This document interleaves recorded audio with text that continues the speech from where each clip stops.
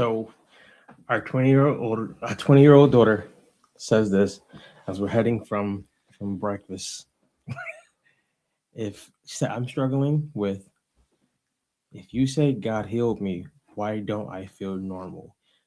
Before we get into any scripture, biblical stuff, what's the first thought that crosses your mind when you hear Gut punch. that?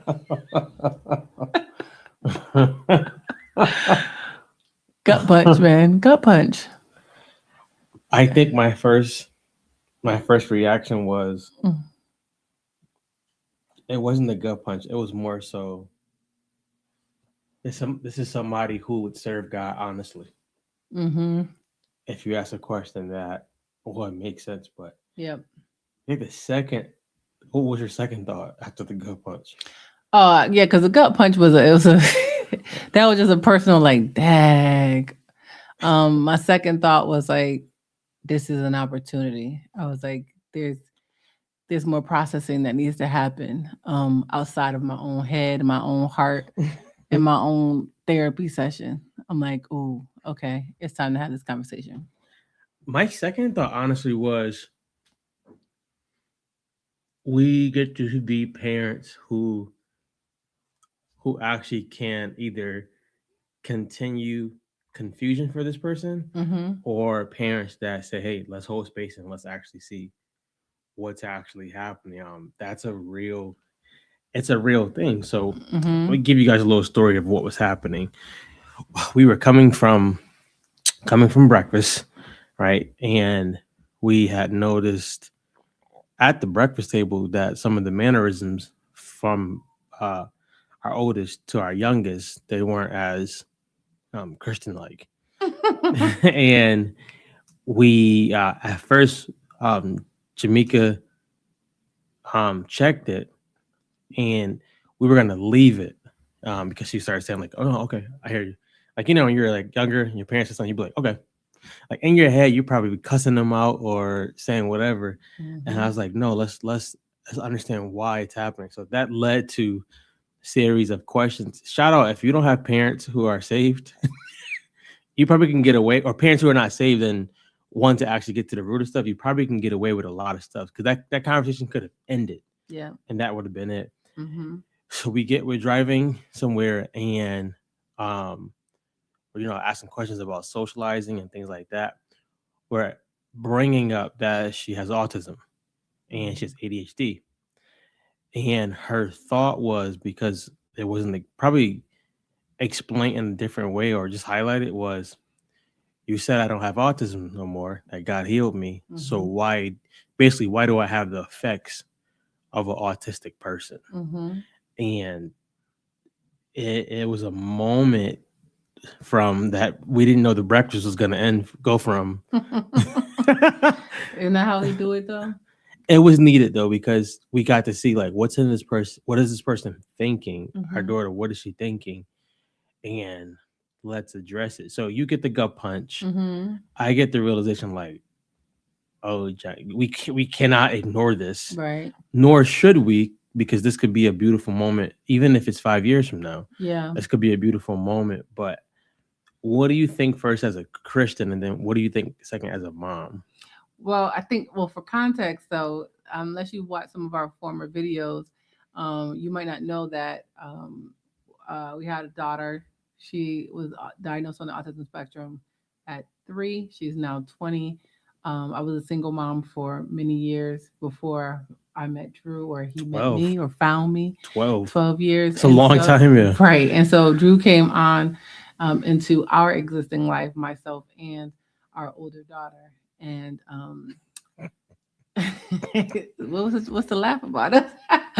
But in that, um, I had gotten saved when she was probably about 5, um, and I had gone through, a lot of training and understanding in the ministry of deliverance, which is something, a call on my life that God has put in my life, or a ministry, I should say, on my life, which is a part of the call. And so I got really entrenched in deliverance and healing ministry for a long period of time. Now, I I say that because, like many, I'll be honest, when you get engulfed in one area, everything becomes about that thing. Get blindsided. You get blindsided. And You so, get tunnel vision. yeah. And so, some of the effects of her diagnoses um, just became about deliverance for me. And it became about healing for me. I didn't know that part. Yeah. It was like, well, I wrote a book too. I It read is the book, but finished. I didn't know that. I didn't know that part was which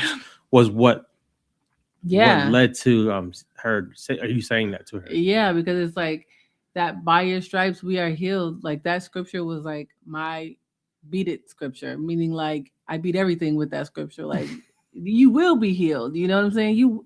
This is not an option. This By car his won't stripes, start. The you car, will you be will healed. be healed. And so I wish I knew a more excellent way that I know now, because now we're seeing that while I was going through my growing season of understanding ministry, deliverance, healing, autism, what things could be demonic, some aspects, what things, and I'm talking about manifestations, I'm talking about behavior type things, what things could be just neurally, aspects of the brain, what like all these different what things could be related to rejection and pain from not feeling like you're wanted, and so you attribute these other characteristics and traits. Like I didn't know that you're a multifaceted being.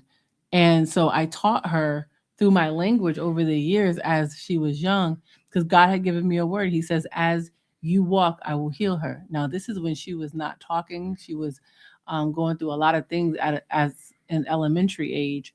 And God gave me that word. And so I took that word and applied what I thought healing meant.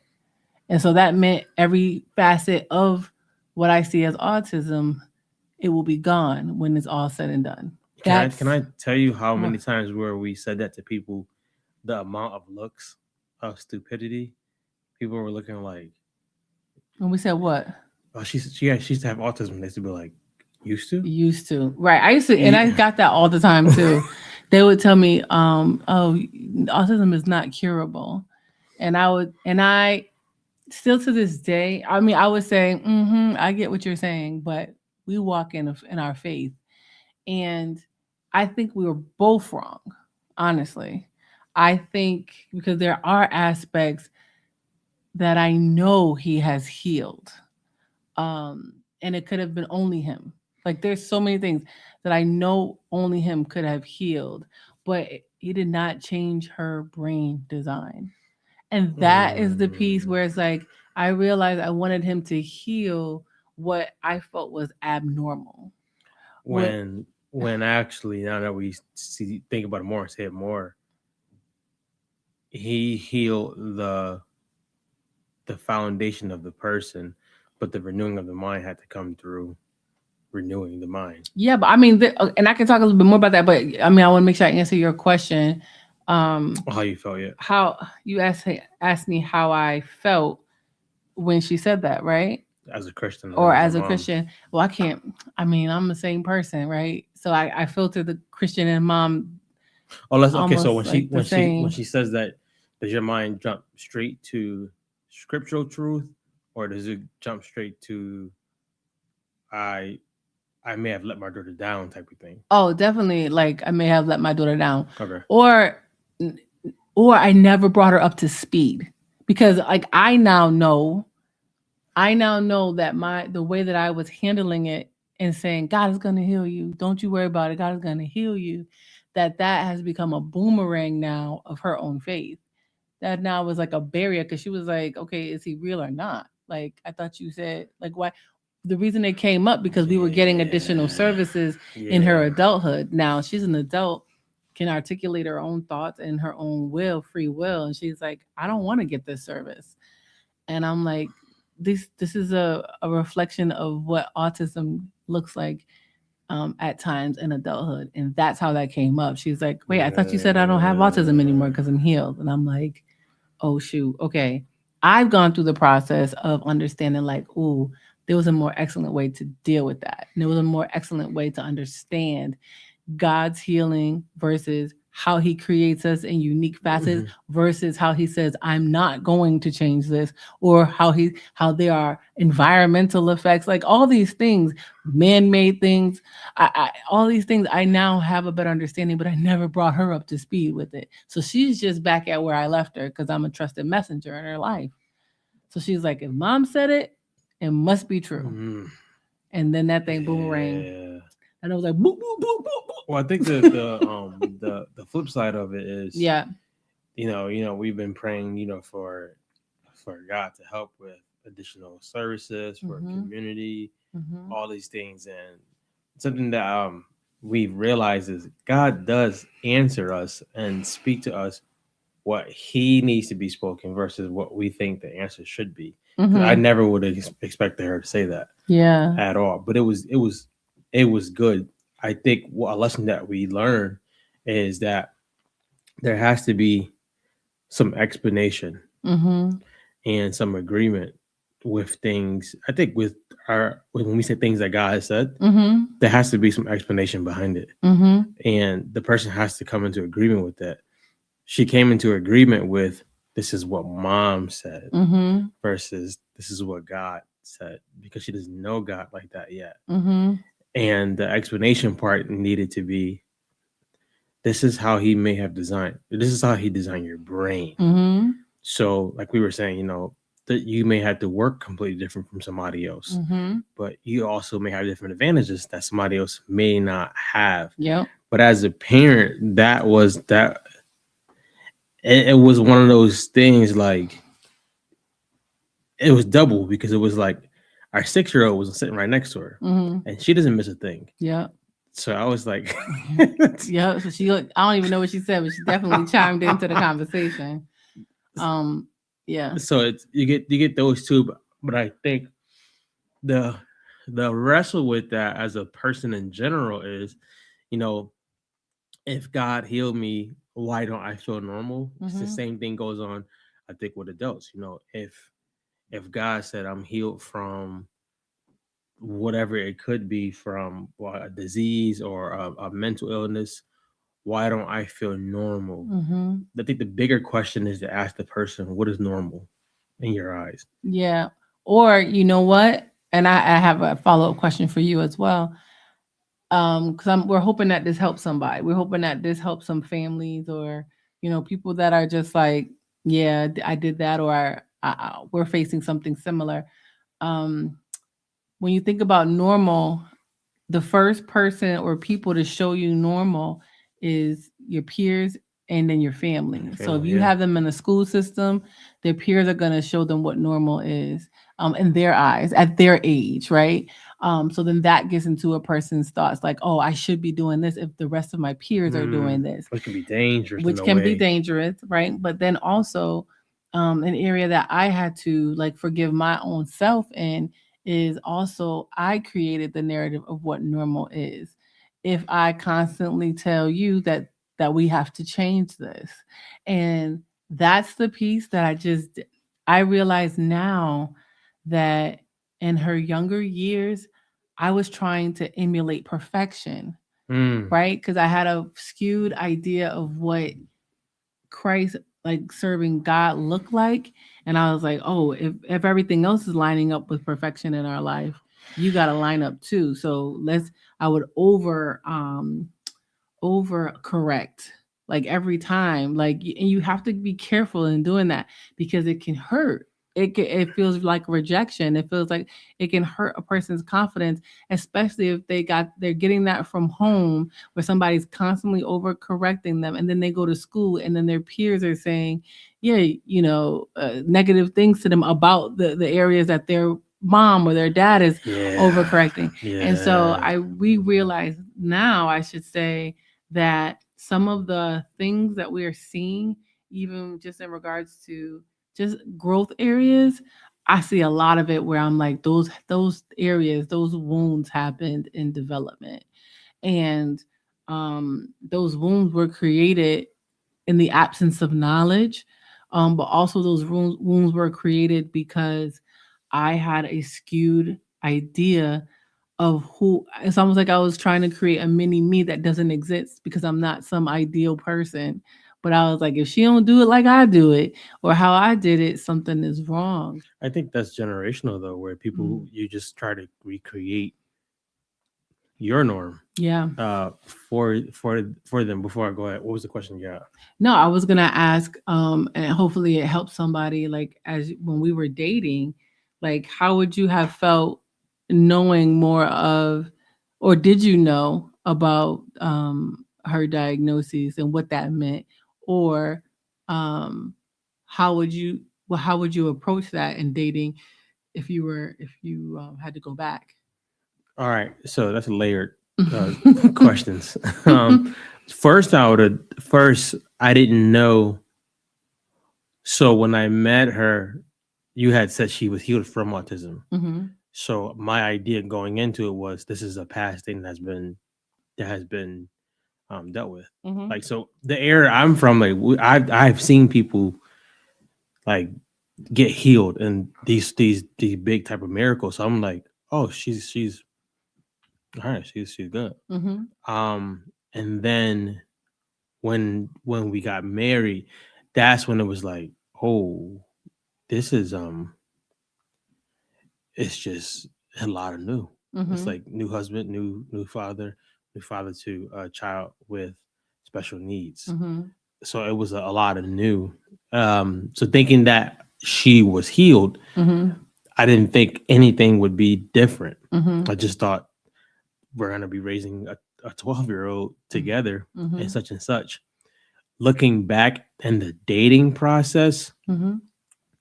I would have probably done three things, and this is for somebody, especially guys who are getting into a blended family, or a woman who's dating a guy that has a kid and you don't have one. Number one, I would have dated the child also. Mm-hmm. So I would have been like, hey, we go on a date one week, the next week, me, you, and her Mm-hmm. go so that we can see different aspects of the person Mm-hmm. and not just go eat. Yep. Like, let's go do activities to see how this person actually processes and things like that. Um, so I would have dated the child also. The second thing is I would have probably aggressively found like somebody who's dealt with kids with special needs Mm-hmm. and get mentored Okay. because I was just walking into just so much new stuff Mm-hmm. and I didn't have a mentor in any of those areas. Mm-hmm. So it was like, yeah, you about to learn how to be a husband, a dad, and a dad with special needs at the same time. Yeah. That and then thirdly, I would have I noticed this when I was gonna propose to Jamaica. Mm-hmm. I asked her mom, I asked her dad. And when I went to the house to propose to Jamaica, she didn't have an idea. I gave Anaya a card. Mm-hmm. And I was like, hey, this card, I'm going to propose to your mom. Give me a hug if you're okay with it. Mm-hmm. I didn't know she didn't read it. Okay. She just looked at the card and put it in her room. Okay. So you probably didn't notice. I was standing next to the couch for a little while, like, is she She must not approve. Okay. so I'm thinking like, so if I was dating the daughter, Mm-hmm. um, with the mom, then I would have known. Oh, this is how Okay. the way you're giving this information is not Mm-hmm. how she's gonna react to it. Okay. Because that was like a lot of information probably for her to just process Mm-hmm. at that minute. Yep. So I ended up proposing to Jamaica, of course, but I would have that third one would have been sitting and asking questions. I would say with Jamaica and somebody who has somebody like a mentor, somebody together who knows about how to father a child with special needs, Okay. because that's it was just so much new. Mm-hmm. With that being said, also just blended families in general Mm-hmm. are challenging, but the special needs one was definitely one. So I would have changed those things. I think it would have made the first couple years smoother, Mm-hmm. and it could have given us more tools. Mm-hmm. This is your first time now parenting her with somebody in the house now. This is my Mhm. first. This I'm now coming into her arena, and I think we did a disservice with her, where it's Mhm. like, all right, Drew's moving in. it's like Right. it's like whoa, After the wedding. it's after the wedding. It's been me and mom Yep. for a while. The thing that hits me though when she said that is I don't think God minds us wrestling with truth Mhm. and wrestling with questions like that Mhm. because there have been times that we probably have asked within our own selves, thought you healed her. Why is this still why are these things still an issue? Have you ever thought that or Oh yeah, that's where I think that's where not, I know that's where the correction came from because I have gone to him multiple times, like, but because again, like she's done major things, has gone to, she's a college graduate, like she's done a lot of amazing things. She's a chef. She's incredible, right? At the things that she has accomplished that I was told she would never accomplish, honestly, and so.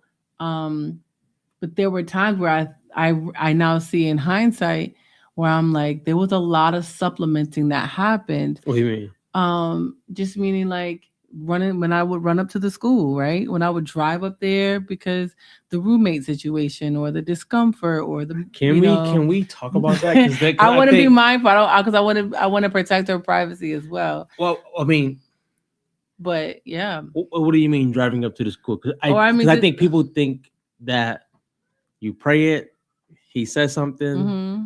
everything changes at that moment.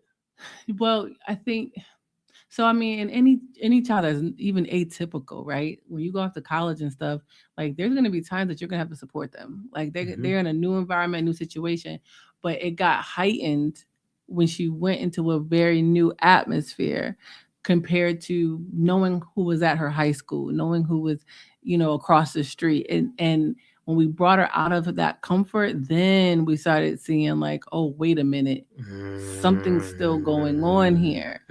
And that's when I was like, what's up, Lord? Did I get this? Seriously, I was like, what's up? Did I get this I'm gonna wrong? pull her Remember, out. I was like, I'll take her out because this is, I don't know what's happening. That's when And two are better than one starts to help. starts to help, right? And I just went and asked him, like straight up in prayer. I'm like, "What's up? I done wrote the book. It is finished. What is going on?" And we ain't seen no, because everything that, because there's with autism, like, right, is a, first of all, it's a spectrum, but also there's certain qualifiers that are consistent whenever somebody is diagnosed on the spectrum.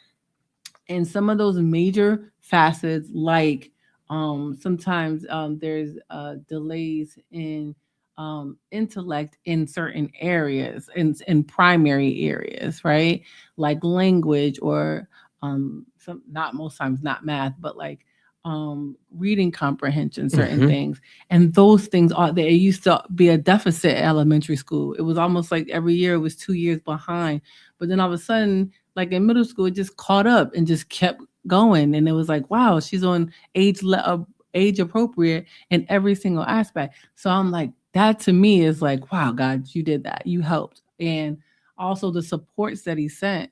Like there's ways that God has healed that I didn't acknowledge when they weren't miraculous. Like having a specific type of therapist that was there Okay. that literally was filled with God. You know what I mean? And would say, no, you know what I'm saying? She would help in a different way or understood and would help her. That's also aspects of healing because those things started training her mind to be able to understand and Mm. to accept. And so I say all that to say like I did have that encounter with him, and he's like, I'm not gonna change who I made her.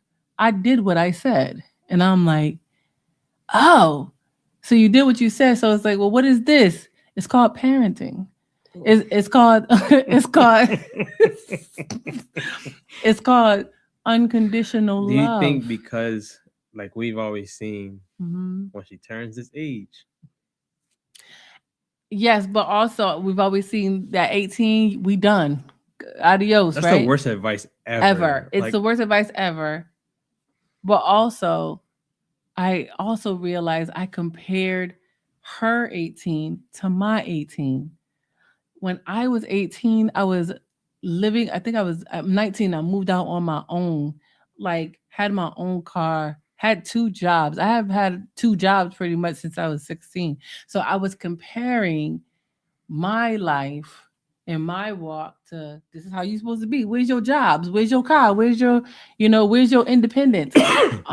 And which that which which makes which makes me challenge our narratives of what's supposed to be happening at a certain age. Like mm-hmm, a kid's brain isn't really developed, their frontal lobe isn't developed until they're 26. mm, So to be like, yo, kick you out at 18, get your job, all that stuff, they're gonna check those boxes off, but there's gonna be so much mental strain mm-hmm, of them trying to actually navigate real life now on their own. Because back in the day, they used to be like, no, when you get 18, you get into the real world. But so also you want to throw me out into the real world mm-hmm. without getting me into the real world and acclimating me. And you're like, no, we did that all along. You'd be like, no, you really didn't do that. School did a lot of teaching Mm-hmm. to this person, but not real life training, Mm-hmm. parenting, so to say. Yeah, but also, take note too that when you have a child that's any form of special needs, but even like that is more neurodiverse where you can't people say she don't look autistic. You know what I mean? People say silly stuff like that because in their minds they're looking for The the extreme. extreme or the evidence in their eyes and it's like um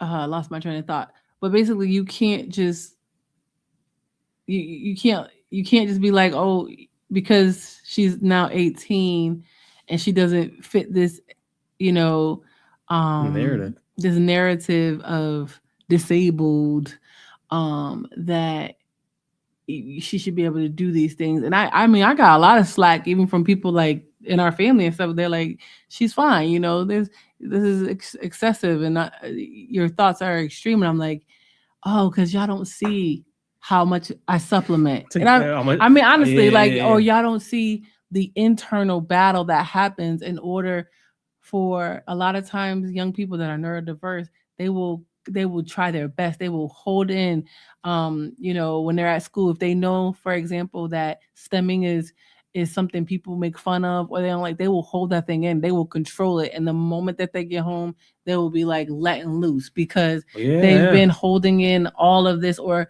working so hard to try to Or gain, be normal. yes, in their eyes, to be normal or to gain connection with others that they've suppressed. Like it's like pretending the whole day. That's honestly what there's a not a therapeutic. There's a term for it that Uh-huh. when kids are suppressing that long, the Mm-hmm. first thing they do when they get to a safe place, which is usually home, Yep. it all It comes all out. comes out. And then they get home. Soon as they get home, yeah, 30 minutes till you gotta do these chores and Right.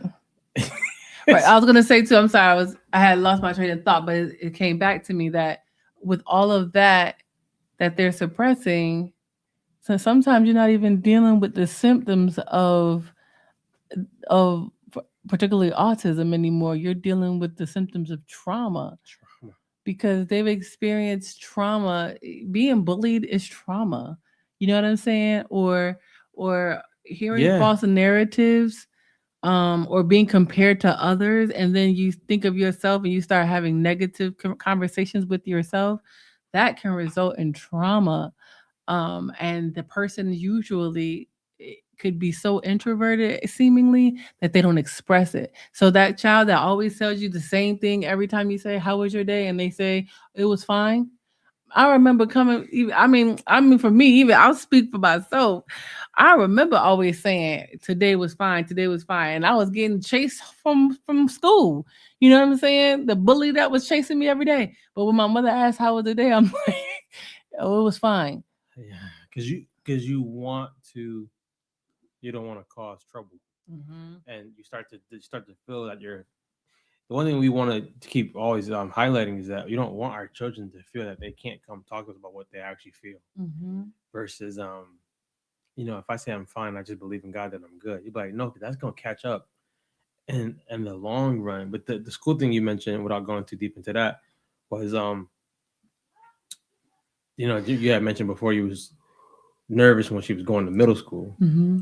and then high school Mm-hmm. and then leaving high school to go a couple hours away. Mm-hmm. That Cadillac that we had at that time saw that road. So, man. So this is the thing, I call this fighting for your kids. Like fighting for your kids. Like there were multiple times you just go, or you worry, stress, think Yep. like if I don't get there, she gonna give up or such and such. Remember that time? Tell us His goodness. Yo, I'm gonna tell the truth because you when you just don't know till you know.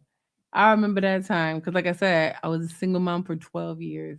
Okay, that's a lot of time being primary parent. Okay. Keep pen it because I want to come right back to that. That's why I said I would have dated the child Uh-huh. because I didn't recognize until I had recognized a couple weeks ago. Yo, Jamaica had 12 years experience, and me coming in being like, like me coming in being like, I'm a dad. Listen, So so having 12 years of experience, and then you get a call from the college. We were married, and I get a call like like just like something going on, and we 2 hours away.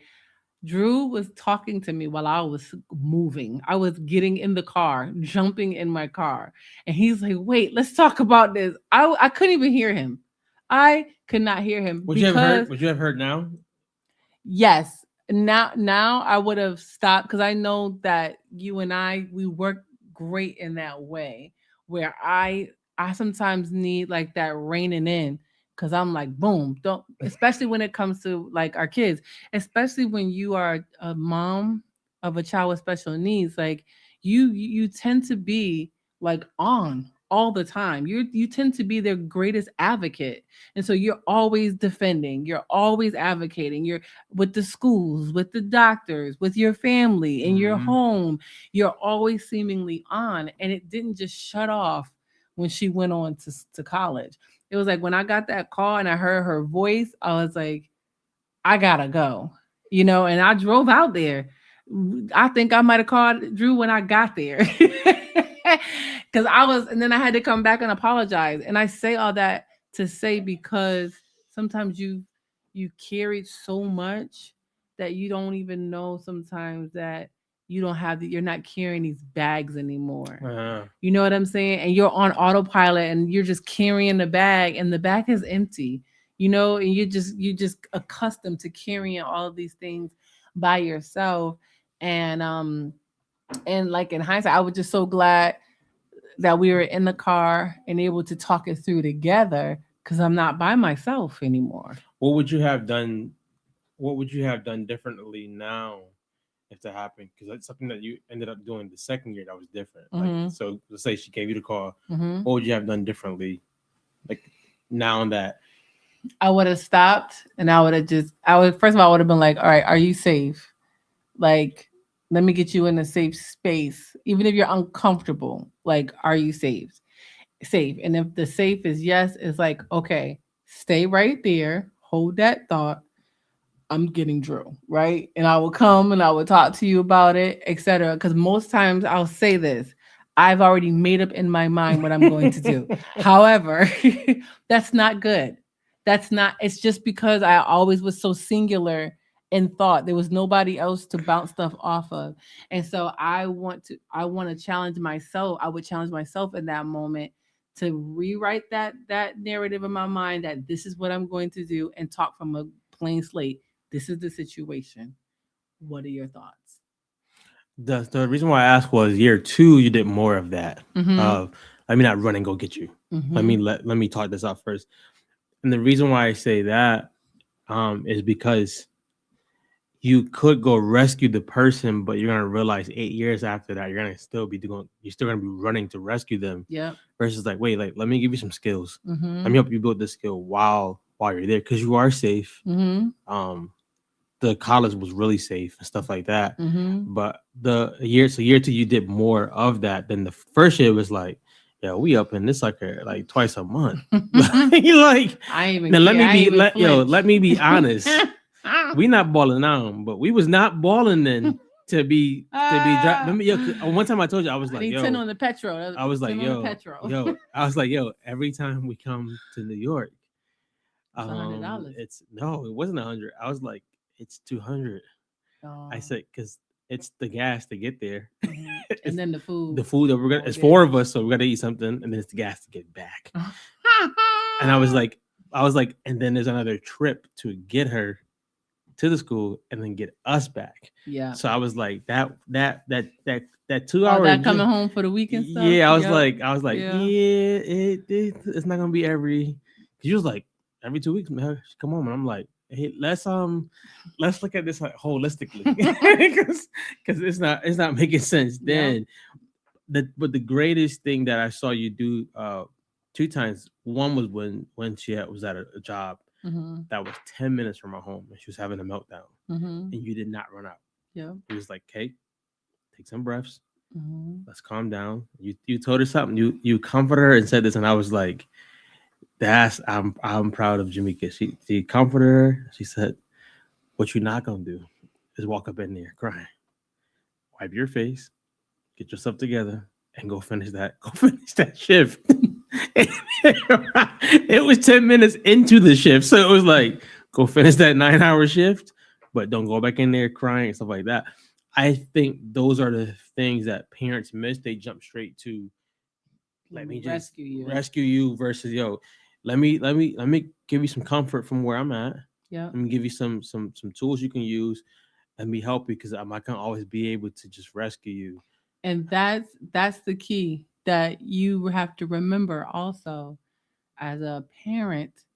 You don't want your child to be unable to handle things that you could have, even if it was repetitively, help them learn how to do. Mm. Because there's many families that, I mean, they will always have an adult child living with them, but then there's going to be that one day where that parent is gone, and you want them to live. And I've learned to pray this: Lord, teach me her greatest capacity. Show me what her greatest capacity is, and help me to have the strength to teach her, or to give her the resource, On the to strategies, the yeah. strategy to get there. Because I'll just say, this is just in general, like that person might not ever drive, but they can get on. They know the bus system and they know the Uber system. One of my dopest aunts Mm-hmm. ain't drive, but Mm-hmm. she can tell you how to get from here to Mississippi on a bus. And it's like, perhaps that will be her greatest capacity, right? She is not crippled. She's able to get where she needs to go. And we might be thinking, won't you just drive?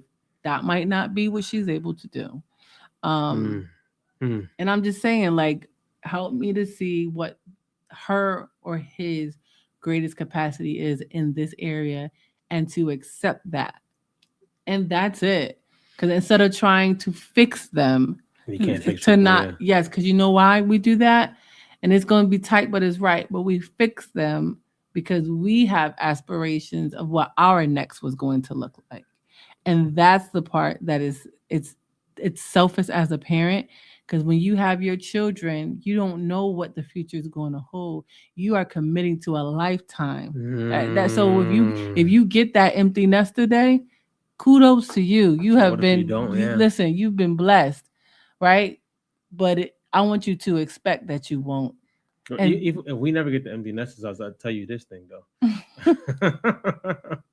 You know how they have like the in-laws suite or something like that. We gonna have one of those. But one of my friends, she's doing it right. I mean, honestly, she created an apartment within their home for their adult autistic daughter, who that, like, literally she made an apartment for her on the premises in the house.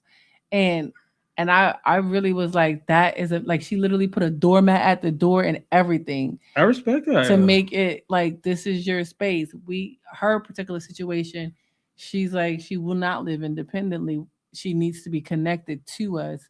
But we also not going to have her just not going through milestones at her capacity. Yeah, yeah. How do you as a parent, before we end, how do you as a parent give yourself grace and compassion when like all this has happened? Or even after she said that, how did you like go back into a place how did you go to a place of like, let me give myself grace and compassion versus condemning myself? Um, well, of course, I mean, I went and had time with God, and I did cry. I was like, "Dang, that hurt. That didn't feel good, Lord." And that's okay. Like I've learned to verbalize, like it ain't about feelings in regards to like it's not that he said you would not hurt or that you would not feel this. Yes, I do feel this. Yes, that did hurt. But God, thank you for the opportunity to tell her what I do know now. You know what I'm saying? Mm. And That's development and growth. yeah, so I mean I went through a couple range of emotions and you have to be okay with that too because yes, when you have a diagnosis, yo, you grieve and a lot of people struggle with that too. They actually many times will feel like they are bad parents for grieving. And it's like, no, you're grieving the ideal of what you thought it would be. And so go ahead and grieve that thing so it can die and then you can now prosper and walk in your truth, the realities of life. And that will help you if instead of you sitting here, keep trying to make your ideal situation. I'm gonna have a son and my son gonna look like me, dress like me. He gonna wear this. He gonna do this. And then your son comes and he has a unique ability or a disability, as some people say.